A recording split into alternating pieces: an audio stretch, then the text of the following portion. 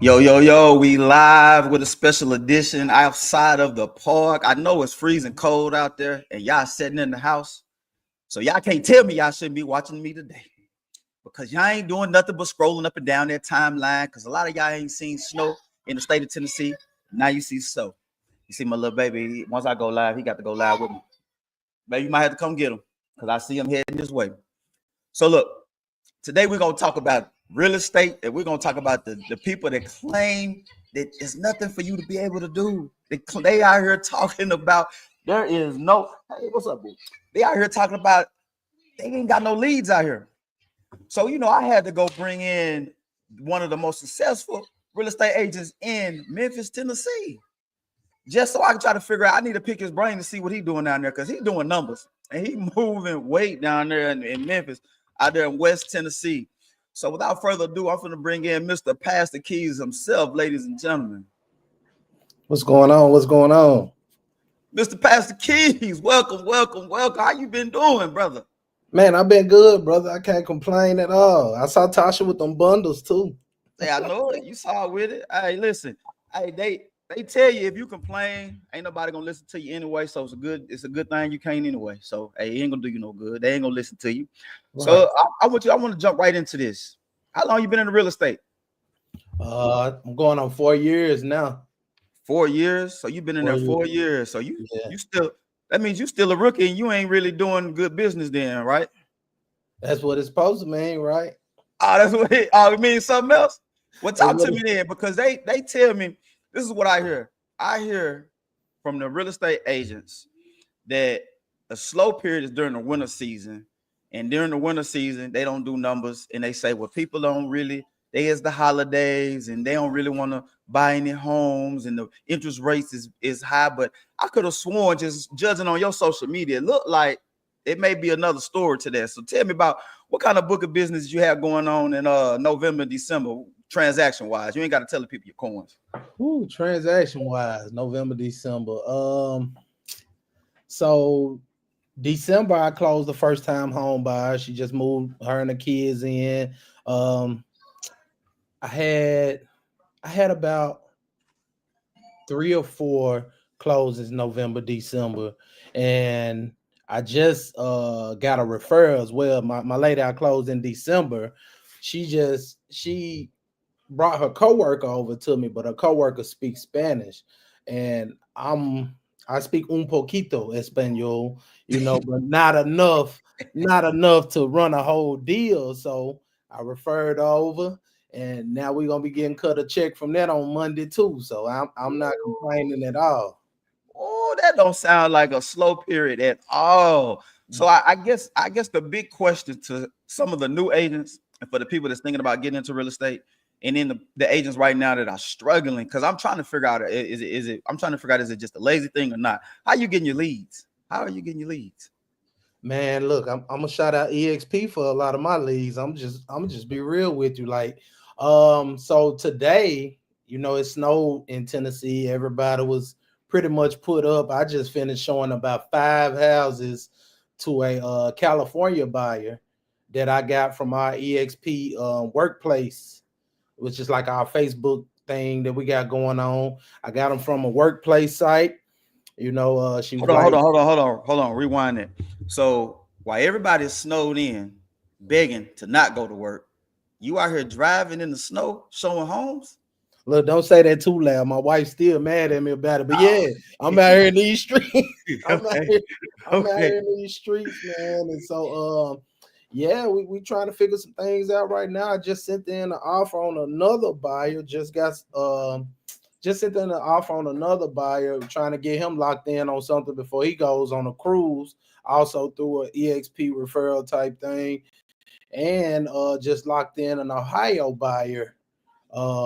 Which that was a crazy story. She ended up getting approved. She ended up getting a contract accepted on something that they couldn't finance, but and so we had to walk away from that deal. And about 12 hours later, we had her locked in on another deal. Ooh. So you ain't just catching leads and just barely doing the minimum. You out here doing maximum effort and 100% customer service out here in these streets. That's all I know how to give, man. That's all I know how to give. I go all or nothing.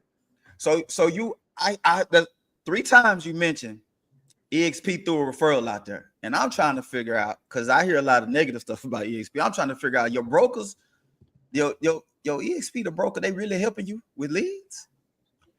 Oh yeah, for sure. Like I said, we got Workplace where we can get them directly from other agents, but we also have, I'm part of the relocation. I have the relocation certification through EXP, and so with that, I'm tied in with Rocket Mortgage. I got Rocket Homes.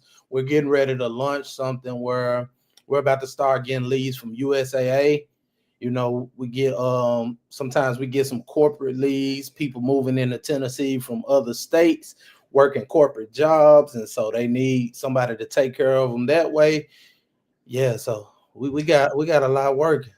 So I'm a table at EXP, because this ain't really, I want to talk about you and I don't want to talk about the company, but I'm gonna table that and swing back around for the goals, because I really think I need to speak on that. But Okay. let's move into that. So investing back into your business, you got to talk to me. What does that look like? Because I hear that you getting certain leads, but what are you doing outside of lead generation that you're giving or helped? Like, what are you doing personally? Like, because most people ask, how much should I invest into my business, or should I invest in my business at all? I need you to talk on that.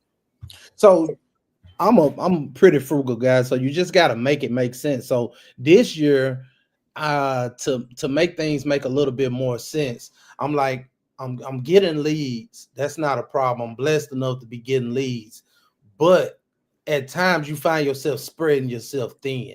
So a big investment I chose to make for myself this year was, I'm going to go ahead. I went on and enrolled in getting me a TC.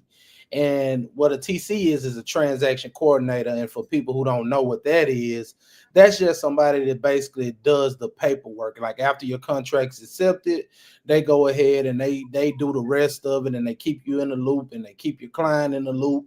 And it's just a good way to free up some time on your end to move on to the next lead and try to get them locked in on a contract. And the thing is, with those TCs, you don't have to use them for every deal. So if things are a little slow, yeah, I'm gonna keep that extra a couple $100 in my pocket. I'm gonna work my own paperwork, because I don't want to get rusty either. So I never give them everything, but it's just a great option to have to keep myself from being spread so thin, because I'm more than an agent. So I've never really thought about that, and that's amazing, because I always looked at a transaction coordinator like just somebody to help me out. But I mean, that was real key, because you mentioned with the leads coming in at a high volume, that if you ain't able to work and give your best effort, there's a chance you could lose on some leads and lose out on some leads. But instead, you got the transaction coordinator to do all the busy work and the paperwork, because there is a lot of it on especially on the buyer's end, and they're taking care of that, which is freeing up extra time for you to be able to handle more leads, or shake a couple of hands and kiss a few babies and try to figure it out. Right. Like for instance, I just prime example. Like I said, I was out in the snow today. I'm not gonna try to rush back to get a pertinent document in to somebody, to keep a deal alive. Like, we need this document by 5 o'clock. You know how real estate can get sometimes.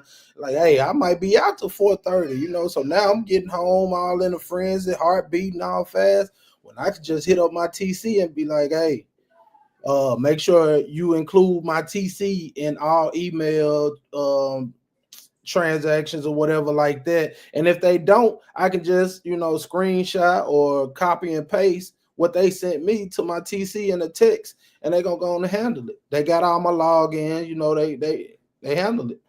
That's good. That's key. So one thing I do want to add, just like with everything in the world, you always got to be willing to invest into your business. You always got to be willing to give back into your business. A lot of agents out here, they're not willing to, and I'm gonna give you 2 examples. So you can do one or 2 things. You can get heavy on social media and do it the free way, or you can try to spend money to purchase lead sources like Zillow lead sources, Realtor.com lead sources, but that comes a hefty penny. And even though you may pay upwards of $800 to sometimes $1,500 a month, the thought process behind that is you're getting 3% of the deal. So there are some deals out there where you can probably get 15, 21, you know, we talking like some real money. When I say 15, I'm talking about $15,000, $18,000, $21,000. And so what is it to pay $1,500 a month? I have a lot of new agents, and their frustration is, man, I don't have that to buy the Zillow leads. And so I always say, hey, well, then you just got to get active. Well, you know, I post, and then I go on their page and I see 1 or 2 posts. And then for whatever reason, I just got to be like, here, let me show you let me show you this guy out here in Memphis, Tennessee, Randall Richmond. Because what you post, I don't consider it posting. What he posts, I consider it posting. Every time I turn around, I don't care what social media site, is something going up. And even if you're not busy with a transaction, it's still something to remind the people. And that's real big, because a lot of times we got a lot of secret agents. Mm-hmm. A lot of times people don't really know that you're a real estate agent. Just because they sent the congratulations when you finished the test, they forgot it instantly. And if you're not constantly reminding people, then you can't build your sphere of influence, that's where you're getting all your free leads from, you know, from your uncles, your aunties, your sisters, your brothers, your church members, and the people like that. So you got to figure out which one you want to do. You're either going to be heavy active on social media, or you're going to have to spend some money, but you can't do neither one of them. But I tell you though, I give you a third option, man, that people don't even think about. It I just told an agent about. The reason why networking is so important, you know, because lenders always looking for business. So if you got a lender that's in a nice office, you know, you got a lender, you got a nice office, why can't you host a home buying seminar soon? You know what I mean? So what's a home buying seminar? The lender gonna sponsor everything anyway, because you're bringing them in-house. Of course, they're gonna get to say their pitch. That's potential for more clients for them. So it's basically free to you.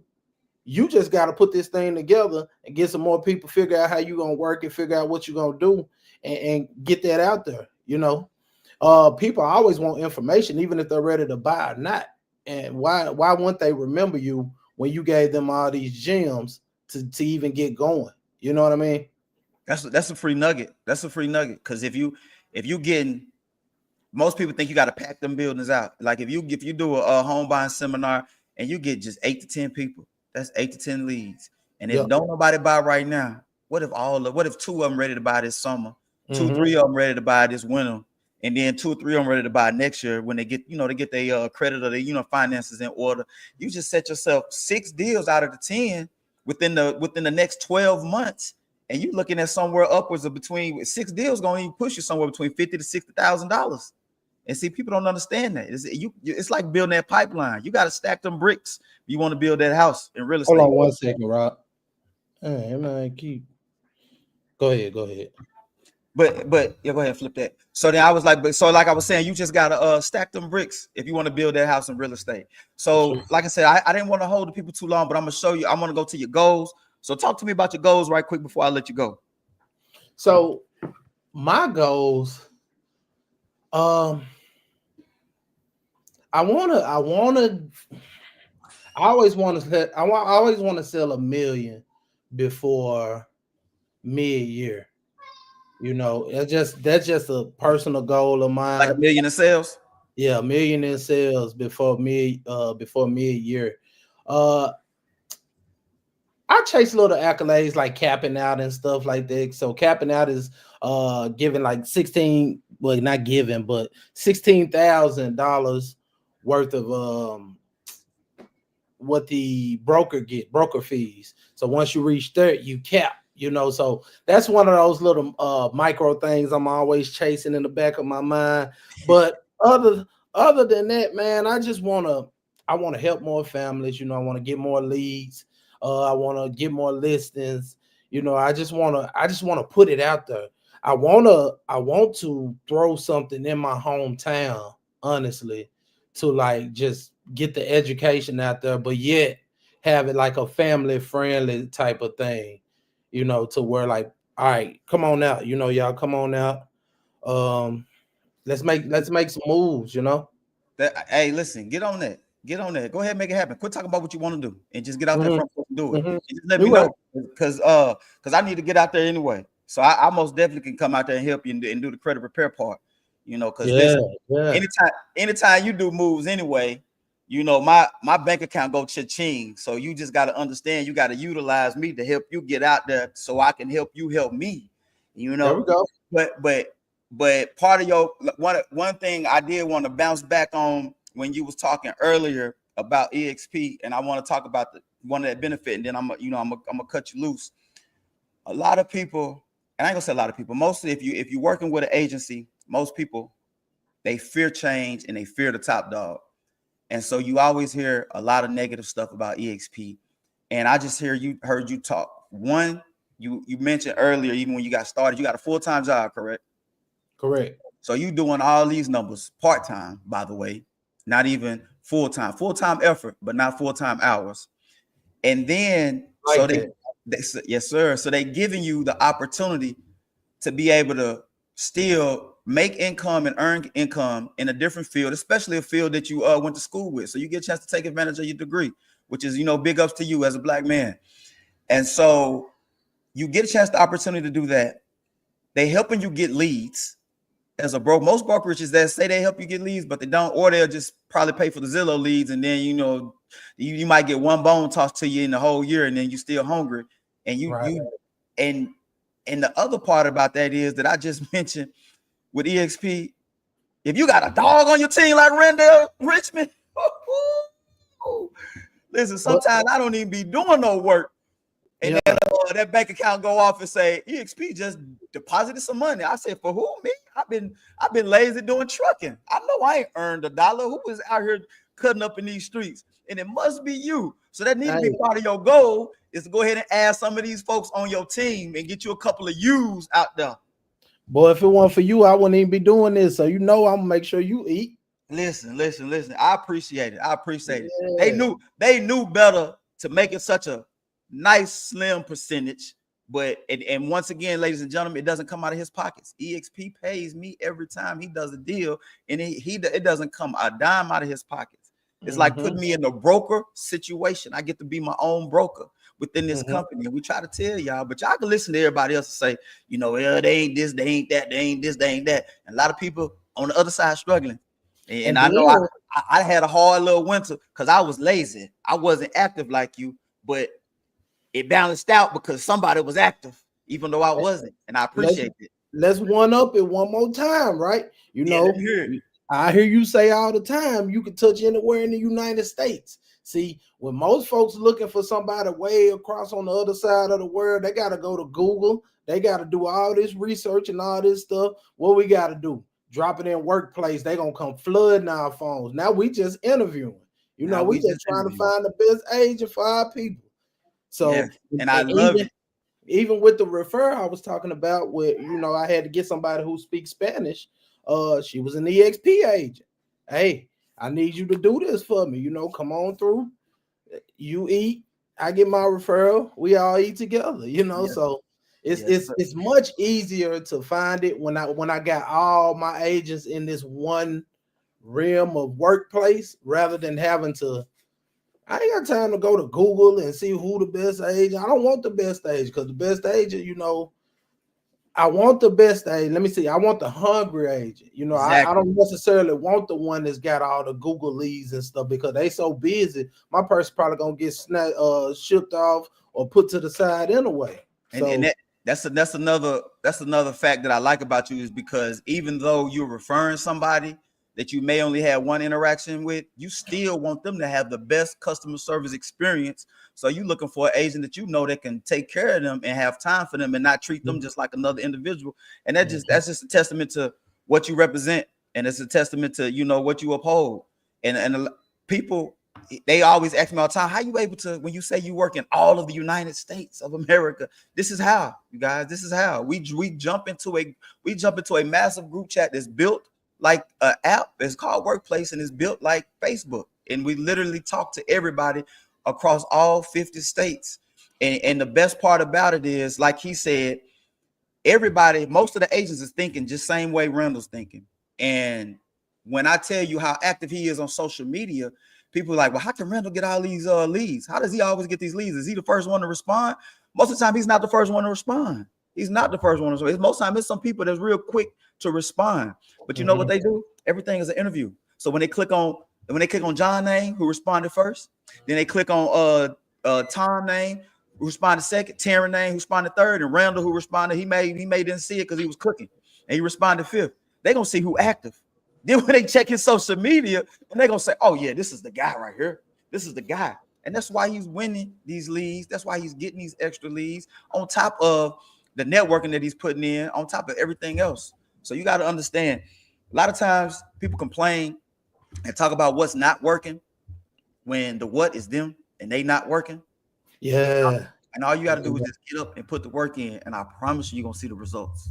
And another thing I noticed about a lot of folks, because I just told the thing is, man, like you can't come into this game looking at things as a transaction. You know what I mean? Like if you're looking at it as a straight money thing, your dialogue is going to come off as if this is just a straight transaction. When you come to people and you start talking business right away, what are you creating with them that's going to even make them want to consider you for any future things? Yeah, they might go ahead and close this deal with you, but you know they're gonna be like, yeah, he was cool, he got me to the table and everything, but he was just business, you know, nothing relatable, you know, nothing like that. I said, so I tell them, you know, you gotta create some type of longevity. You know, you got to figure out like what is it about your client, what you like what you like, basketball, football, you got kids, you know, like those type of things are what makes people want to come back to. You got to create an experience. It's not just a transaction. Exactly. Well, I'm finna let you go. I do want you to, since you said that, I do want you to tell me about then you have a client that called you way after the close. You didn't close with this client a long time ago. And what did she call and ask you for? She asked you for something, or she asked you to help out with something. I don't know if you can remember, but I seen you on the post or something, and somebody asked you after the fact, and this was just one of your clients that you then sold the house to a long time ago. Man, I done had clients come back, you know, wanting to sell their house. It's different things, man. Like you just keeping that whole communication open and everything. You never know what they're gonna come back for. You know, they might just want. And even going back to the whole referral thing. Yeah, I'm not the first person, but the way I try to stick myself out there is like, hey, you know, well, because most people just gonna be like, all right, you already got somebody. Okay, then, well, okay. Fine, you know, y'all have a good day, whatever, like that. I tell the agent, you know, hey, I would love the opportunity to interview, even if I'm not chosen. You know, I wish you all the best with this transaction, regardless of who you go with. You know how much that stick, man, other than somebody that's just like, well, all right, then bye. You know what I mean? Like they like, dang. Dude, I know, and I know exactly what you mean, because you just threw me a referral lead the other day, and when I responded to her and I sent her a text, she responded back and said that she had someone, and then my response was awesome, and then I said, well, congratulations, good luck, and then I was like, if you ever need anything, just let me know. I'll be here to help you. And she said, oh, I really appreciate that. And she was just like, you're the first person that said congratulations, yada yada. See, sometimes you just got to be yourself. When we be ourselves, and the next time, and I guarantee you, next time she get that what's the name? You already know she calling.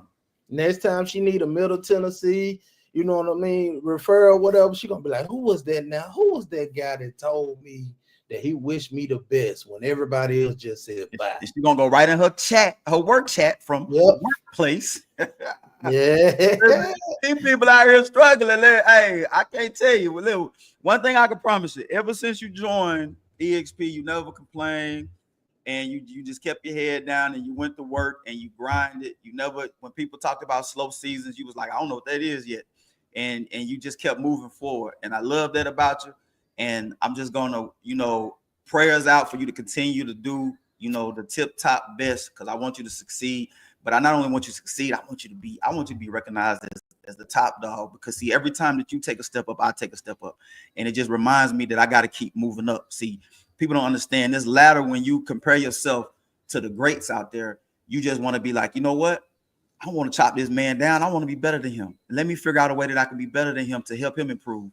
Because if I get up to that level, then you trying to get up to the next level. And So we just just a ladder, baby. So I want you to keep striving to do the best. I'm out here watching, and I'm also helping. And we are not selling no wolf tickets. We are going to be pulling up in Bolivar at some point or somewhere out there in West Tennessee pretty soon, coming into this spring. So you already heard it here first.